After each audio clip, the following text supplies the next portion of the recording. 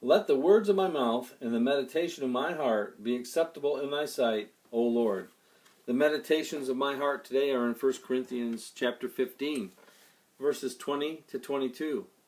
Paul has been making the assertion that the resurrection of Christ is essential to the gospel and critical to the faith. He now concludes that the resurrection of Christ is vital to the believer's resurrection in Christ. Christ is the first fruit who has shown us the way.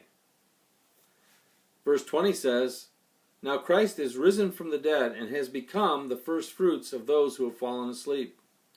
Jesus Christ has blazed the trail that believers will follow. The process has gone from theory to practice.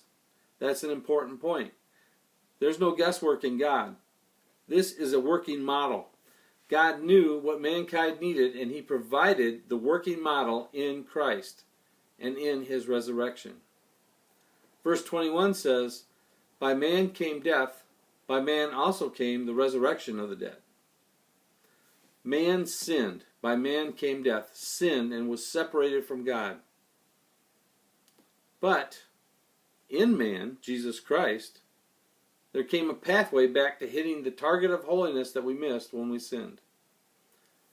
Verse 22 says, In Adam all die, even so in Christ all shall be made alive. Just like we all died in Adam, we will all be made alive in Christ, all those who believe Jesus. Believers can access that working model in Christ. Christ went through everything we go through to provide us with a remedy for our sin problem. Christ is the first and the foremost. For those who will believe, the resurrection means that we are alive in Christ rather than being dead in sin. And that's a good point to meditate on today. All right, thanks a lot. We'll see you later. Bye-bye.